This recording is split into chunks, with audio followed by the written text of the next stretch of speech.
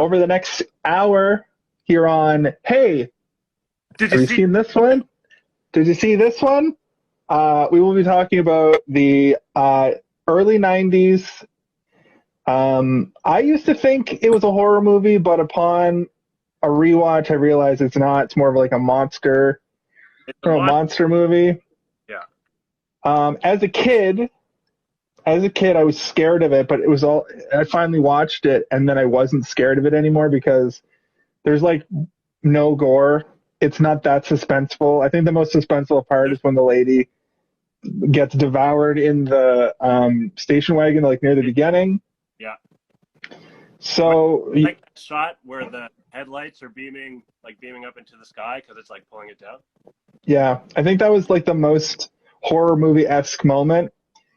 Thing bust through the wall at the Gummers' residence in their basement with all the guns. That was just a great action scene. That was awesome. I love Michael Gross in this movie. Such a dickhead, but like a lovable dickhead. This movie treads a weird ground in the almost action comedy genre. Yeah. I love the dynamic between Kevin Bacon and Burt. Yeah. Who is that? I Burt forgot. Ward. Brett Ward. I think it's Burt Ward. Yes. Fred Ward. Fred Ward. My apologies, Fred. Yeah. So it's a good little film. I had a good time. It's pretty highly rated on Rotten Tomatoes, and it has 6 sequels or 5 sequels or 6 of them. I think there was 5 of them up to about 2004, and then in 2018 it looks like they tried to reboot it. There was something about Tremor Island or something like that I was reading about. I have 4 of them right here. The first 4? Yeah. They You got like they definitely go on a tangent. Well, there's a lot of time between them. Mm-hmm. Between the first and second, there's 6 years. Between the second and third, it's 96 and 2001, so that's 5 years. And then they're like, it's the 2000s. We got Sci-Fi Channel, who can fucking turn these fuckers out. So then you have 2001 to 2003, and then they're like, nope, never mind. We don't have the budget. 2004 to 2015, Tremors 5 Bloodlines. And then as the movie goes on, as the movie titles go on, I feel like they wanted to make it more and more of a horror genre. Because it goes Aftershocks, Back to Perfection, The Legend Begins, then it's Bloodlines, A Cold Day in Hell, Shrieker Island. Yeah. So I don't know. I wouldn't call it horror though. No, but have you seen the later? Like, have you watched all 4 of them? I've seen these 4. Yeah. Are they all pretty much in the same? They, start off kind of like, what's going on? The monsters kind of like so in this one, like you just have the graboids. Oh, so the one of the categories I want to get started is when the movie title is said, and so it wasn't said in this movie. They refer to them as like graboids or As graboids, yeah. So in this one, it's just that one stage, I guess, of them. And then in the later ones, you kind of get into like their egg or like their larval state kind of thing. Or they're not exactly like larva, but like it's just different stages that they have. I'm pretty sure the second one was kind of fun though because Earl, Fred Ward, like pissed off because they're like making like games and movies out of it and like making money off it, but he's not. Oh. Yeah. Like fun. in universe? Yeah, in the universe, yeah. Oh, that's awesome. Yeah. See, I was watching this movie going, like, they've tried to make several Aliens and Alien 3 video games and a million sequels, but they've never been able to make a Tremors video game, I feel like, or they've never tried. I've never seen one. It's like pinball machines. Just pinball machines, yeah. which is cool if you're into pinball. You know, the way pinball sort of exists in our world now is like we have pinball arcades here in Toronto. Obviously, the pandemic probably shut few of them down, but yeah. Before the pandemic, you would go to these places and all the games were free, and that was the gimmick. You drink or whatever. You bought beer, and that's how they made their money, and ordered food. There was this one place where you could order all kinds of like cool snacks, like pretty artisan level snacks, like no meals, but like an appetizer list that was like the size of a whole menu. Yeah. And one side of the room is all arcade machines. Mm-hmm. The back has like a skeet ball and like one of those things where you like punch it and see how hard you can punch. And then the other side is all pinball machines. I've never tried one of those punching machines. I'm too self-conscious. Whatever. You just smoke, like they're kind of a scam anyway because they're built to like give tickets. Oh, nice. But there was one at the Oasis, I remember. I remember there was one at the Oasis, yeah. And it was like $1 also. So that's too much money to pay for that. Cool. So I took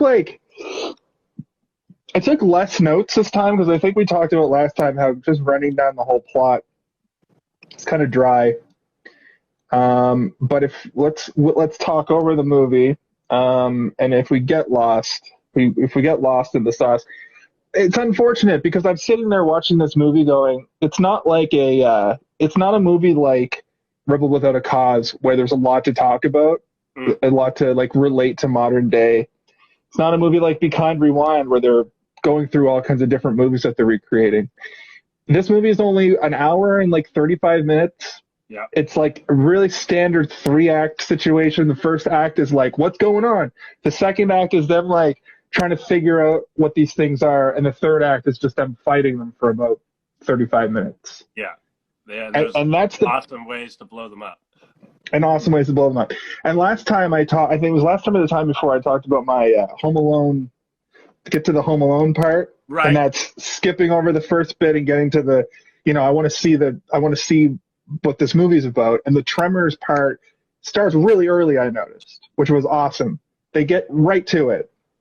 What was the first? I'm trying to think. What was the first one?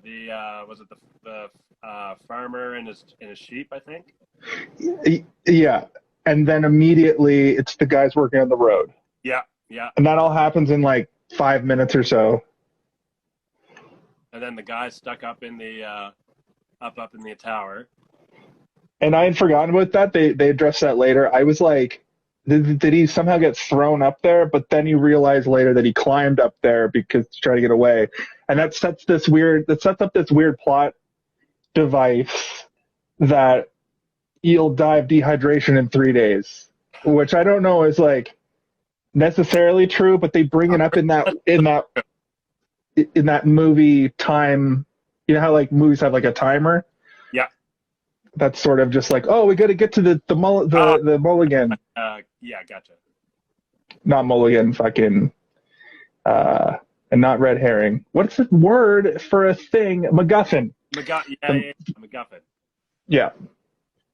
So I found that to be like it was very 90s. Like it had that super 90s vibe. It had that like the practical effects were awesome, but like when a tremor practical effects, that's one thing I loved about this movie is that they were real, like you could touch them, monsters or whatever, right? Like not CGI. Yeah, and I don't think there was any computer generated. It was 1990. Like they didn't have very good computer generated stuff. I started watching Fifth Element last night, and I know you brought up. I know we should probably do it for this show, but it's a movie I haven't actually like sat all the way through before. Oh, so. Dude, we've been over this. I'm not a movies guy until 2020, and I became a movies guy. But they managed to say the name of that movie in the first 5 minutes of the movie. Yeah. He goes, it's some kind of fifth element. And when they were sitting around in Tremors trying to figure out what the name of the Tremors would be, they wouldn't. What's up, Amanda? I mean, And also Liz, if you're still here. We're getting some good peeps in here tonight. Um, I've heard of the Graboids before because there's a band in Halifax called the Graboids who I've got friends in. nice. And that's how I found out that the Tremors were called Graboids because of this theme. But they said some other things and they never said Tremors. But Yeah. you're saying that like later in later movies that they just call them Tremors? I'm pretty sure in the third movie, did I write it down? I might not have written that one down, but I think it's in the third movie where they finally refer to them as Tremors. But yeah, because I was watching for it. That's one of the things that I want to start. One of the categories or whatever I want to do is when they say the movie title. That's awesome. They never they they never said. I don't even know Kevin Bacon. Okay, Aaron. They don't say it in Rebel Without a Cause. That never happened. Yeah. I think back in Scrooged, he might have said something like, "I'm getting Scrooged over here," but I don't 100% remember. He did say it in Scrooge. Muppet Christmas Carol. They definitely didn't say it in that one. No, but Be Kind Rewind is pretty it's pretty self-explanatory because they work in a movie shop. This movie was supposed to be. Am I coming through clear? Yeah. Yes. The movie was supposed to be R because there were a bunch of fucks in it, and apparently they had to. So they did some like what's it called? They dubbed over like additional audio or whatever it's called, AV or whatever it's called, AD, something like that. 80, yeah. ADR. ADR. Yeah, and so they dubbed over some of them. There's a spot because I was watching for it where he says, "You mother humpers." Well, they made like a joke out of it towards the end. Yeah. I feel like. Was that ADR'd into it or was it? Yeah. Okay. There's a lot more fucks, so they brought it down to PG-13 and then ADR'd over some of them. And I think that it was still an era when the MPIA, what's the American movie review? Here, I'm just going to look that up because what had happened is the American movie review like rating system or whatever it's called. What they ended up doing was they were like, you know what? In a 14A movie, you can get away with so much, and then like a PG movie, you can still get away with so much. So a lot of movies had to come out as G. So what they did is going forward a few years, they kind of spread that out, and they made like PG-13 and 14A and R and 18 plus and NC-17, and up until that point, there were only like 4 different ratings for movies. And this one probably has has a PG, but it's like a soft PG. Where nowadays it'd be like a PG-13. You're allowed one fuck, but it can't be a verb or something like that. Okay. So I did be a verb. I did notice that there was. Sorry, go ahead. No, that's it. I did notice that there was a lot of opportunities for swearing, but they only say shit. Yeah. And like you said, there was the ADR over stuff. But the thing that I always, in my head as a kid, you see that cover on a movie shelf, and you're going to just automatically assume it's going to be terrifying. Because next to it was probably Critters. And next to that was even the cover of like the Gremlins movies make them look fucking terrifying. Yeah. But this movie, like I was going to say before, the gore is very minimal. It's more like when the old man gets eaten, it's pretty like horrifying in the way that you see him like in the mouth of the Graboid. Yeah. But for the most part, Kang's shop. Yeah. Yeah. That's the dude from Three Ninjas as well, and possibly Gremlins. I think he's the grandpa in Three Ninjas. Yeah. But the thing that I noticed the most that was when they blow up the Tremors, the Graboids, they're like weirdly like got this weird pink inside them. Yeah. And I thought that was a little out of place Because when the humans were destroyed and a horse gets eaten and a goat gets eaten, that was like pretty realistic looking. And I'm curious to know if when they're sorry, like more red, like more red and more visceral looking, like they actually probably use like chicken livers and stuff to like make the gore. Gotcha. But I'm wondering if the director of this movie wanted to make it more of a serious horror movie. It was what? It was the director's first time. Okay. Because the way that there's so many sequels, it almost seems like it ended up becoming the Sharknado of the era. Yeah. Well, the working title at the beginning was Land Shark or Land Shark. And then SNL did a skit, and then so they had to scrap that. Yeah, because there was the land shark who comes to your door and he's like, telegram. Candygram. That's a classic sketch, and I didn't know that this movie was originally going to be called Land Shark, but it's weird because they look like giant earthworms. They do look like giant earthworms as far as like that they're burrowing in the ground or whatever. I guess the original the different animals that they used for like kind of conceptualizing it, they had elephants, which you can kind of see in the skin, crocodile, the snout part kind of seems like that, dinosaur, yep. Rhino, again kind of skin, slugs of course, and then catfish. I didn't really get the catfish one, but look at a picture of a catfish. I can see it. Yeah. Also, originally they had kind of like a turtleneck thing going for its like head, mouth, or whatever. But all the females in the office giggled because it looked like an uncircumcised member. An uncircumcised prangus? A phallus, as they say professionally. Yeah, Walter Chang, the old man, he's the grandpa in Three Ninjas, but he is not. Tum Tum. Yeah. We should watch the Three Ninjas, man. That movie fucking might hold up. It probably doesn't. I haven't been in a while. I haven't been in forever, actually, since like they first came out. I saw that shit in theaters. Nice. And then I owned it on VHS. Yep. And before I owned it on VHS, as I recall, we would rent it primarily, that movie. We would rent that movie, and that's it.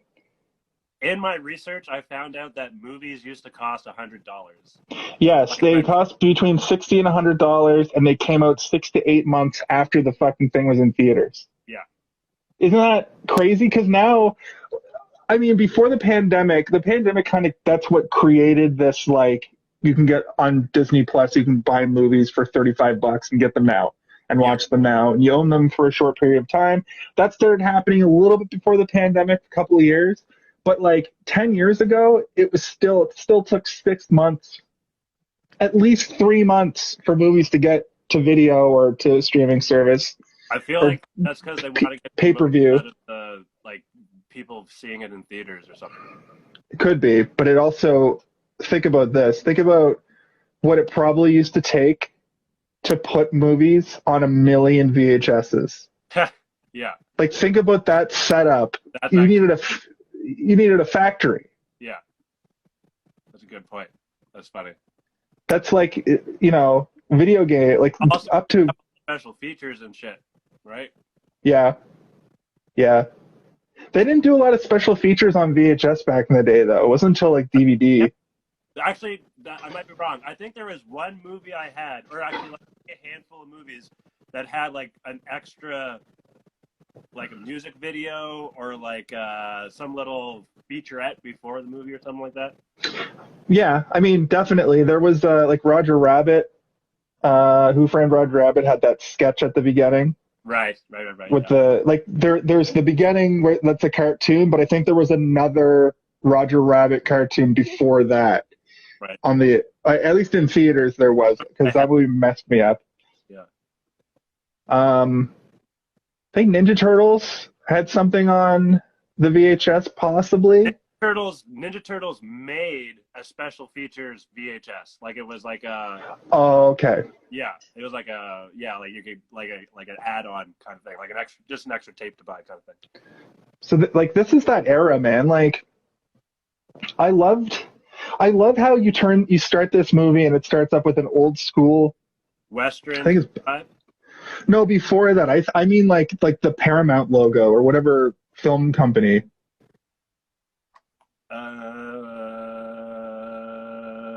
What is the film company? It's the one with the woman. What? Oh, I'm going to tell you, Universal. Yeah, Universal. So the Universal logo comes up, and you see like that old school. I watched a 1080p version, but it still has that grain to it. I like the What? grain. I don't know what it is, but I like the grain of like old like 90s, late 80s movies. Yeah, I do too. It's comforting. Yeah, gives it like And I watched. texture. Yeah, exactly. I watched a 1080p version, and it had that immediately, and everything looked crisp, but it still maintained the integrity of it being a movie from 1990. And then you see Burt Ward or Eric. What did I say his name was? Fred Ward. Yeah. And then you see fucking 25-year-old Kevin Bacon. Kevin Bacon in the house, And long hair. He looks so much different then. Obviously, because it was 30 years ago. But I don't know. It's hard to. What? He's a little smoother.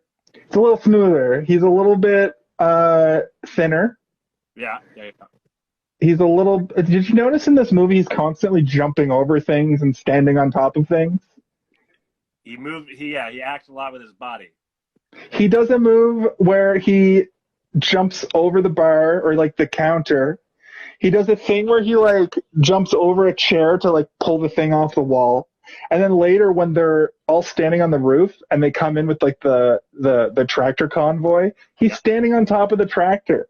And I just kept thinking like, this dude is like, he should have been more of an action star.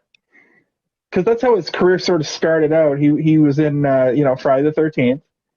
I don't remember that. He's in the original Friday the 13th. He gets stabbed through the bed. Nice. Like he gets stabbed from under the bed. Yeah, I think I do remember that.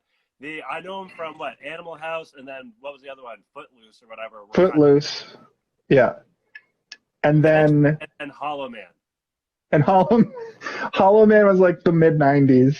Yeah. And then he went away for a while, I feel like, or he just did like either independent movies or maybe like, I don't know. I'm actually gonna pull up Kevin Bacon because I'm interested to see what he did in the dark periods of his career. Pull up Kevin Bacon, and while you do that, I'll tell our viewers some interesting facts.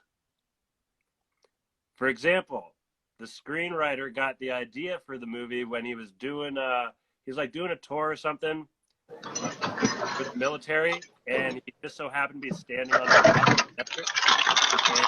And oh man, what if I was stuck on this rock? What if something was chasing me?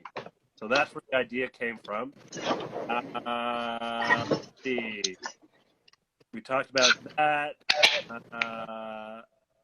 So one interesting thing I found out during or I think it was like shortly after the filming of the movie, I guess Kevin Bacon was like having a hard time sleeping or something like that. And I guess he was sleepwalking and carried his wife out of the house saying, I have to get you out of here. I have to get you out of here.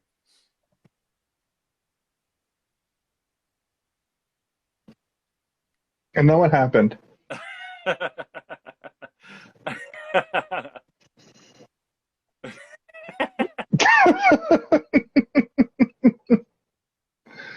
I like that.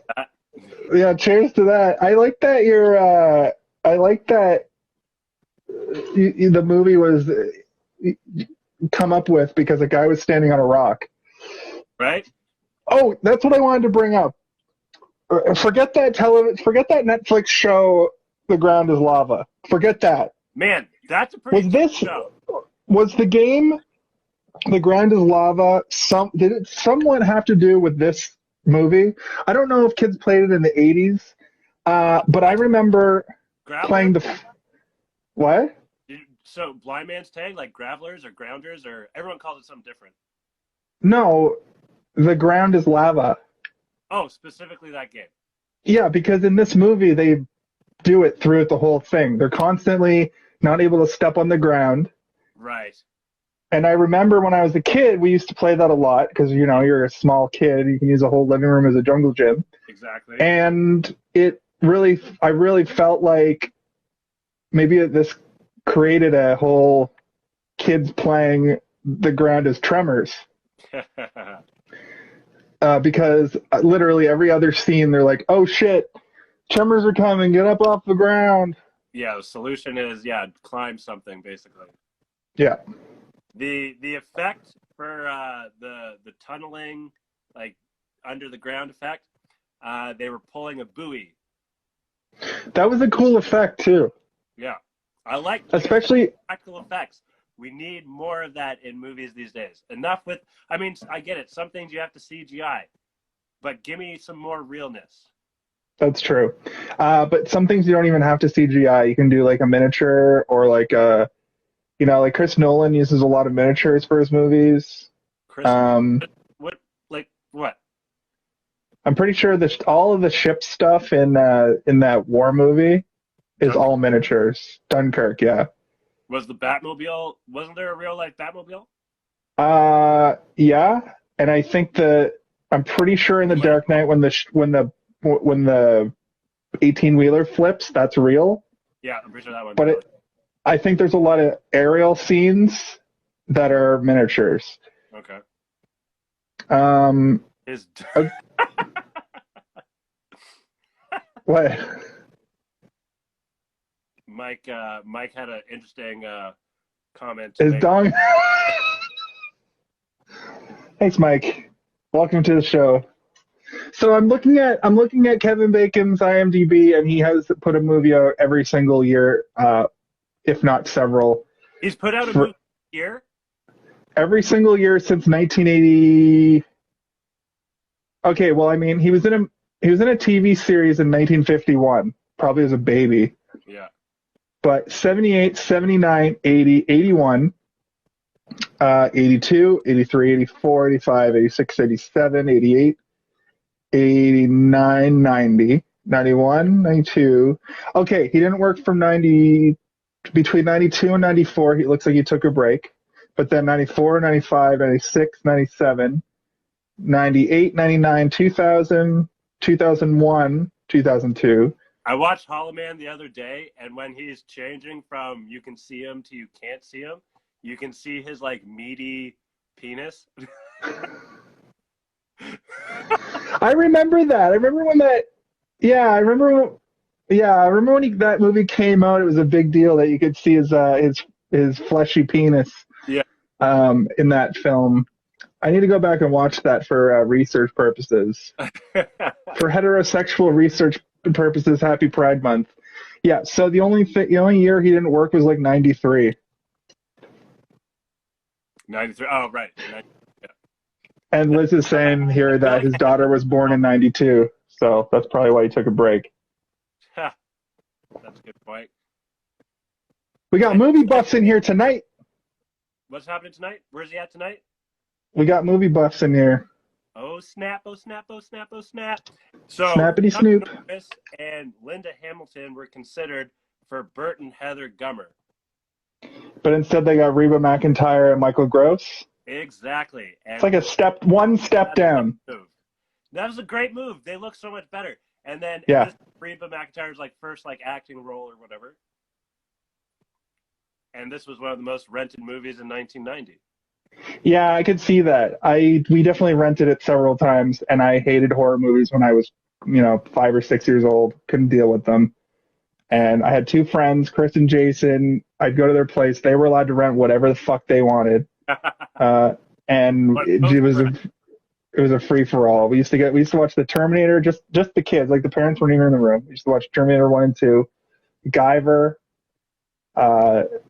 Tremors. Just whatever we wanted.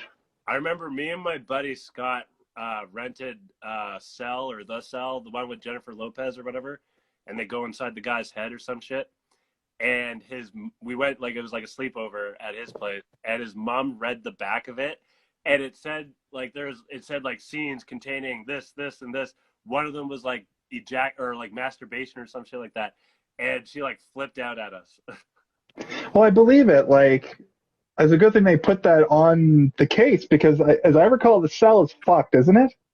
I'm pretty sure it's like a cool fucked. Yeah. But Watching it like, now, not as a kid. Not as a kid. Definitely wasn't like the movie to watch at that time, but like to watch it now, I'm pretty sure it'd be like interesting. I think that's something we should talk about off camera about doing because I've never seen The Cell. Ooh, Ooh. I need better light. Get yourself a ring light or move your is that a lamp or a ceiling light to I your have on to your you entertain the folks while I come back.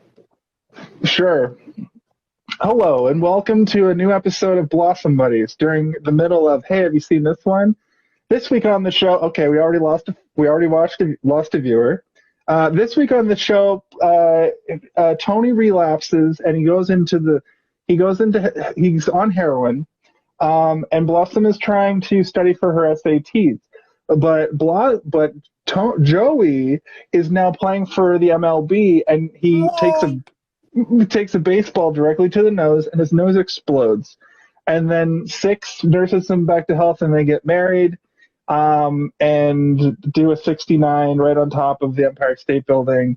And then Vinny comes back. Spoilers: Vinny's not on the show anymore. And so Tony's addicted to heroin, and Vinny gets in on it, and they do heroin together.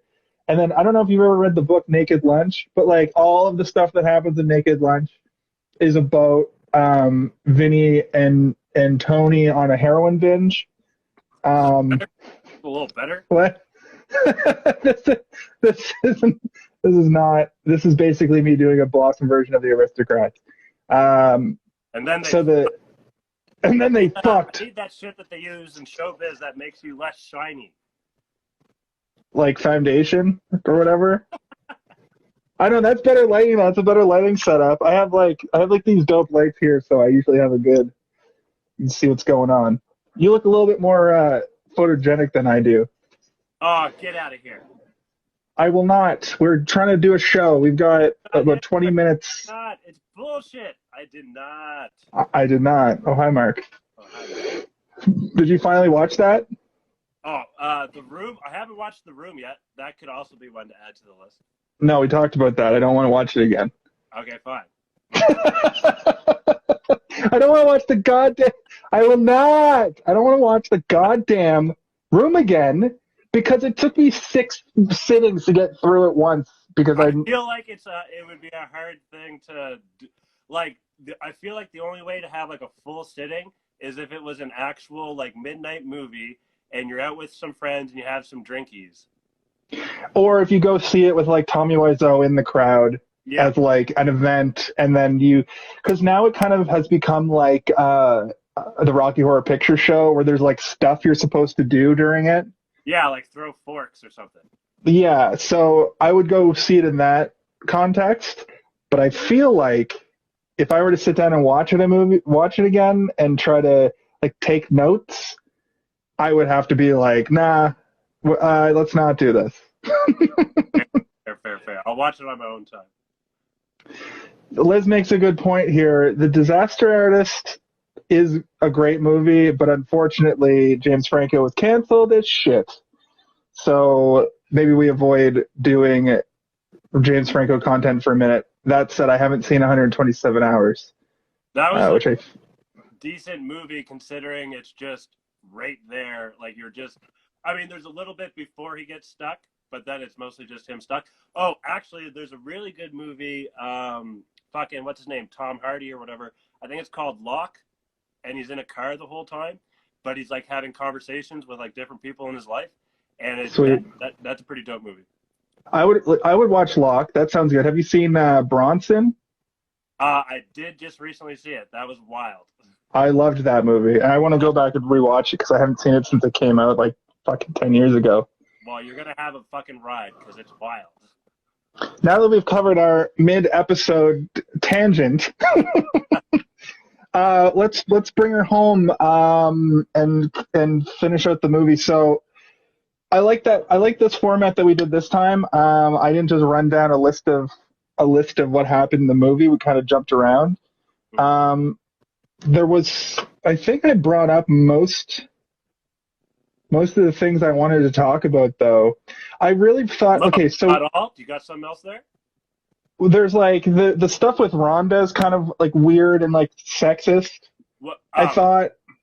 Well, first, there's like they catch wind that there's a woman out in the desert, Yeah, and but that part came on, I'm like, ooh, that is like, cringe, misogyny, or whatever kind of thing. then they get there, and Kevin Bacon's going, I hope she's got blonde hair and huge eyes and big boobs and bomb legs or whatever, And ask for days, or and whatever. ask for days. And they get there, and she's like kind of homely, and she's kind of like she's got like Got that. the stuff on her nose for when you're out in the hot, and she's dressed like because she's a scientist, Yeah. and she's not trying to like be hot in the desert, which is all like I get that. But by the end of it, first of all, they don't telegraph the like love story at all. He just kisses her at the end because No, it's that wasn't supposed to happen. So that ending was added because they did like a viewing or whatever, right? Like a preview viewing or whatever, audience test screening, and like the audience was pissed off, like, hey, I thought they were kind of getting all ooh la la. The original ending was Bert or no Earl and Val driving to Bixby, and they're like, oh shit, I forgot my lighter. Oh, Rhonda has it. Oh, that was a nice lighter. And then he gives like little smile, like, and then they go back kind of thing. And then that it ends at that part, like assuming that they hook up or whatever. But the audience wasn't happy with that. They wanted to see them hook up. So okay. So they added that scene. Yeah, and that tracks because every '90s movie had that tacked on love story. It was the same kind of formula or whatever, which I fucking hate sometimes. Like, you don't need to have a fucking like love every time. Well, before the MCU movies, the first round of superhero movies all had that was kind of the selling point to get couples in to see them to like boost numbers. Yeah. Every superhero movie has like a pretty like way thicker than this love story that all three acts sort of go back to. In X-Men you have the stuff with Rogue and Miss fucking him. You never remember Iceman? Iceman, but well, yeah, Iceman, yeah. And Spider-Man, obviously Mary Jane and Wolverine, yeah, and then Cyclops. Yeah. Oh yeah. The love triangle. That's what people want, I guess, or that's what Hollywood thinks people want. In the MCU, is there any love story in any of the MCU movies? Really? Captain America. Well, that's the Illuminati. And Peggy Carter, I guess. That'd be the left side. What's her face? Fucking Pepper and Iron Man. I guess, but they're like Black Widow. Okay, you're making me look bad. You're like every single movie, but also Hulk and Liv Tyler in the first Hulk movie, and okay, fair enough. So I guess Spider-Man and MJ. Can you think of that don't have a love interest? Black Panther. I mean, he loved his dad. Yeah, but it wasn't like romantic love. Okay. Okay. No. The first Ant-Man. Actually, might be right. That might be a correct answer. The first Ant-Man, he doesn't have a love interest because he doesn't meet Evangeline Lilly till the second one. Yeah, but isn't he trying to like get back with his ex or something? No, I think that he just goes to see the daughter. I don't think he's trying to get back with her. Okay. Anyway, my point is they show her as super frumpy and homely, and then as soon as she has to take her pants off because the graboids are trying to pull her underground. The cage wire or whatever. Yeah, when she's caught up and she's getting pulled and she takes her pants off, yeah. They're fixing the wounds on her legs and I think his name's Eric and Duke or whatever the fuck these boys' names are. What are the boys' names in the main two characters, who are great, by the way? You talking about the kid? No. Valentine and Earl. The main character. Yeah. So they look at each other like, oh, well, I guess she was because of her legs being out.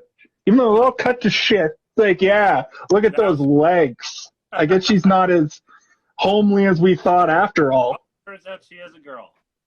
Yes.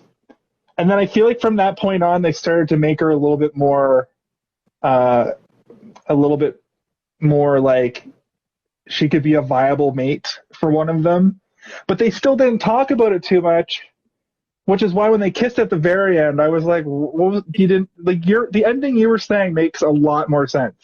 Yeah. Hint at it. Yeah. I liked that idea a lot better, for sure. But they did, like, there were subtle hints throughout, right? Like, so, like, because at the beginning, he's like, because he's the one wanting there to be a hot chick, or what, like, he's the one, you know, kind of wanting to meet a girl, where Earl's just like there or whatever, right? You know, it was like, oh yeah, all these women, because he's got that little visor of all his pictures of women or whatever, right? And so, like, they're kind of setting up that whoever this person's going to be in him, Val, or there's going to be a love interest, but then she doesn't meet his, like, you know, checklist. And then, so like when they're, so in the market, when the thing shoots up through the floor, and then she hops on one of the shelves, they hop over to the ice machine to get to the roof, and then she hops from shelf to shelf to kind of get over, and then it knocks it over. He falls through the window, and he's concerned for her. He shoots up to the roof right away and hops over to the ledge to find her. He's like telling her to keep moving, and like wants to like try and reach and save her or whatever, but she's not there. She saved herself. She's over on the water tower. That's fair, but like they also, if she would have gotten killed there, they, you know, they had a really solemn reaction to when that dude died just shortly after that, when he got sucked through the tire. Yeah. They have a minute where it shows all their faces, and they're way sadder than when the shopkeeper died. That just happens and they move on. Yeah. He gets eaten. The thing comes up to the floor and eats him while they're all like trying to fight it. And he's gone, and they don't even mention him again. But when that other dude, I think he's the kid's dad, isn't he? That's questionable. I don't That's know. the vibe I got. I'm pretty sure there's the mom and the girl with her pogo stick. And the pogo stick girl is from Jurassic Park. Yeah, Jurassic Park, exactly. Yeah, I'm not too. There was a guy that I had no idea what his relationship was to anyone, and then there was that kid who kept pissing them off, and like did the whole boy who cried wolf thing. Yeah, several times. Yeah. He survived though. Wolf. Could they like not kill kids in the 90s or something? Because I feel like if this movie was made today as a sci-fi show or movie, the kids would be like evil game. Yeah. I think like that kid was asking for it. He definitely would be if it was remade today. Yeah. I really enjoyed that shenanigan though, of the kid who cried wolf. What was kind of confusing to me is I don't know if there was something I missed, but why did the shopkeeper want the graboid, the mini graboid that got pulled off at the beginning? He's like, I'll give you $10 for it. Remember, he set it up to take pictures with the graboid for he bought it. What did he say? I think he first said, "Yo, I'll buy it off you for $5," and they're like 20. He's like, "Okay, 10, like 15." It's like, "Fine, 15," and they're like, "Yes, like what a deal, right?" But then does this all happen in a day, or is this a few days? This all happens in an afternoon, yeah. Yeah, in a day, right? So next thing you know, he's setting up the graboid tremor thing, snake tongue, and it's like $3 a picture, and then it pans over to Earl and Val, and like, oh fuck. Yeah, we could have done that, but then the one that runs into the wall, into the irrigation wall, and they're like, let's get this out here. Let's get a winch. How many pounds do you think this thing is? We're gonna sell this to him for way more than $15. Yeah. And that's after that too. Actually, I don't think it happened in one day. I think it happened at the end of one day, and then a full day. Yeah, but I think the first part of the movie was like, it was like evening, and then the nighttime, because there's that scene with the old couple that were going to look at their place, and then the car gets sucked into the ground, and then the next day all the shenanigans happen. And really, at the end of the day, it's got the same kind of like movie trajectory, movie plot progression as a zombie movie. Felt like a zombie movie because they're stuck in a place and they have to escape. But if they go outside the place, they're fucked. But if they can get to a second place, which is the mountains, problem solved. Yeah. And of course, they almost get to the place, and they have one last ditch before they can get over the fence, or the helicopter coming in Dawn of the Dead, or whatever. So I thought that Tremors was really interesting in that it was like this could be a zombie movie if they wanted to make it a zombie movie. Yeah. And really not really change that much. Same kind of blueprint. Yeah, exactly. Did you have a favorite scene? My favorite scene is hands down when they're the gun nut couple are in their basement, and you haven't seen it yet. They're shooting at the thing, and they're like, "Oh, I'm out," and it pans over to a wall of guns. Yeah, with every kind of gun. I was like, "That's awesome!" And I remember key scenes from when I was a kid. I remember where the shopkeeper gets eaten very vividly. I remember that sequence very vividly, and I didn't remember, weirdly enough, how they got out of it. Right. I didn't remember that once they got to the mountain, they were fine, even though they end up killing all of them anyway. The gun scene was like the shootout at the Gummers was probably my favorite scene as well. I remember, I don't know why I always remember it, but I always remember them jumping from rock to rock with the poles or whatever. Yeah, the pole vault part was good too. And then fishing for them with the TNT or whatever, the makeshift like homemade TNT or whatever it was. Yeah. The pole vaulting scene, what was going through my head when I was watching that, I was like, a team of writers and a director sat down and wrote one of the best unnecessary scenes in a movie I think I've ever seen. Like they didn't need to. It didn't need to be like it was like 5 or 7 minutes long to like set this all up to get them stuck on the rocks, and then the woman Rhonda's like, we can just fucking use these poles here to pole vault, which makes no sense because like, the Tremors would still be able to like blah blah blah, and she's like, screw this, and then boop. Yeah. I just like a lot. This movie has a lot of stuff that like isn't necessary, but it's not so unnecessary that it just pads the movie out. It's like foundation or whatever, like building blocks.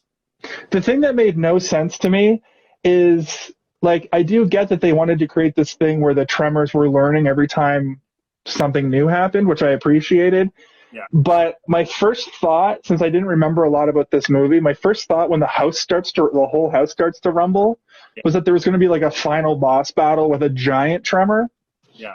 But really, it just seemed like the tremor was like going around the foundation, like underground or something. But I couldn't wrap my head around the logistics of what that looked like. Like from what point of view? From the Tremors' point of view. Mm-hmm. It was a cool looking scene. Like it was probably a very expensive set piece to do.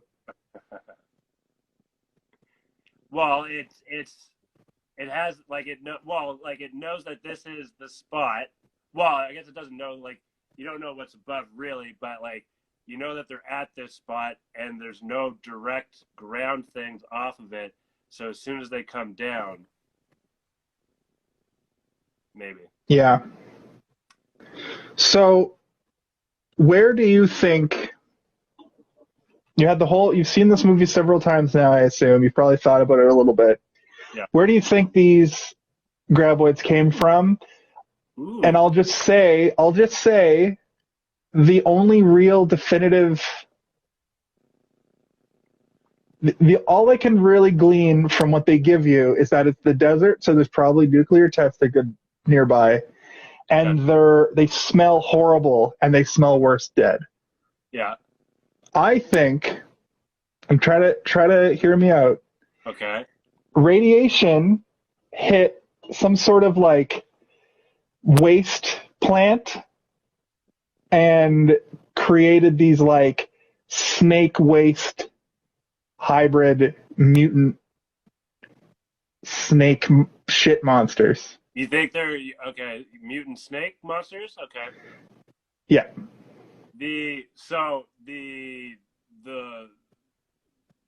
the reality to that question, or whatever, is like that was something that they had, like the writer. I was just about to say you've seen at least 3 more of the movies, so they probably touch on that a little bit. Well, so they talked about it, like they asked themselves that exact question for this movie, and they're like, they narrowed it down to a few things.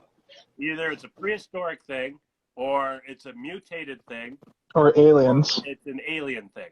Was basically what they narrowed it down to.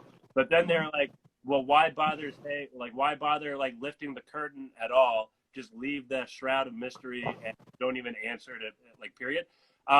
They do answer it in one of the later movies, and I'm pretty sure the actual answer, like in that universe or whatever, is prehistoric. Prehistoric, okay. Yeah. I think like a mutation kind of like how long can a prehistoric thing be dormant for, right? Like for something to, like, I would say I'm with you with like mutation. I mean, quite a while though. Things they sometimes find missing link fish that have been just swimming down there and existing for a millennia. Yeah, but you know, those fish that don't try to eat you. If something's trying to eat people, like it'd be like, doing that the whole time, right? that's true. That's true. Unless it was in like some sort of larval state.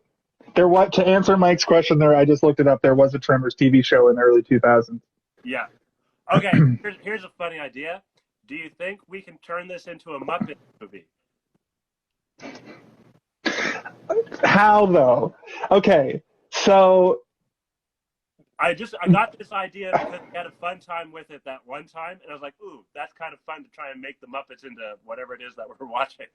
so the Tremors are Muppets? No. No. The Muppets. The Tremors can't be Muppets. Muppet, basically, it's its own Muppet. We have to take the Muppet and put them into the characters. So like Val and Earl, like Fozzie. Oh yes, I remember how we did it now. Yes. So Kevin Bacon would have to be like Kermit, right? Kermit and Fozzie for Earl. Maybe. Yeah, I could see Earl as Fozzie, and then Miss Piggy would be Rhonda, obviously, and then Michael Gross and Reba McEntire could be like maybe 2 members of the band, but they're not like as intense. What about the 2 old men? What about the 2 old cranky guys? Stella and Waldorf are the Gummers. Yeah. Oh my god! And then you just fill the rest of the cast out with like. I'm still here. So list of Muppets. I need to figure out because I want to put the dog guy as Miguel. As who?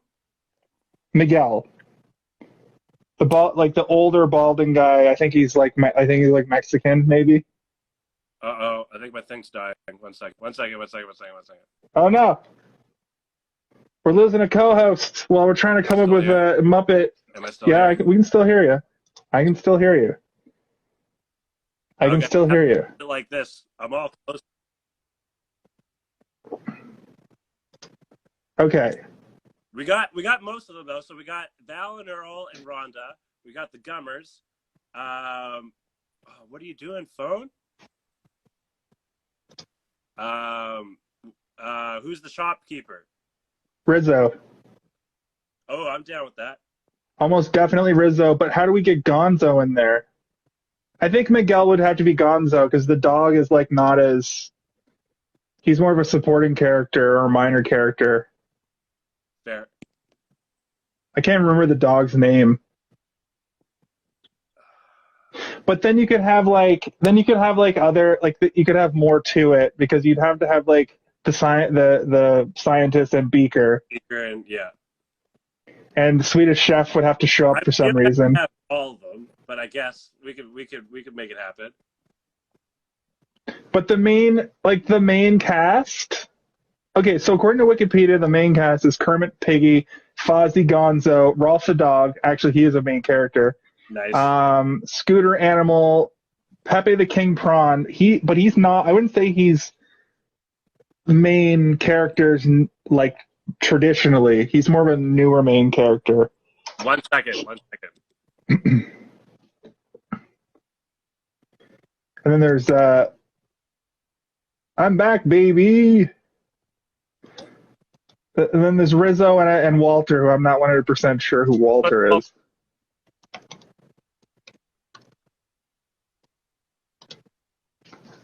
Oh, Walter's the dude from the Muppets Most Wanted. I might be using more power than's being charged. Oh no. Okay. Foreshadowing is all. Okay. How long do you have?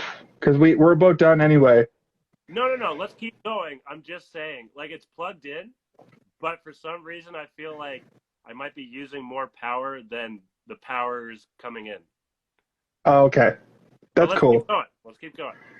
Okay, so there's Mindy, who's played by Ariana Roberts from Jurassic Park, and her mom, I think her parents are the doctor and the doctor's wife.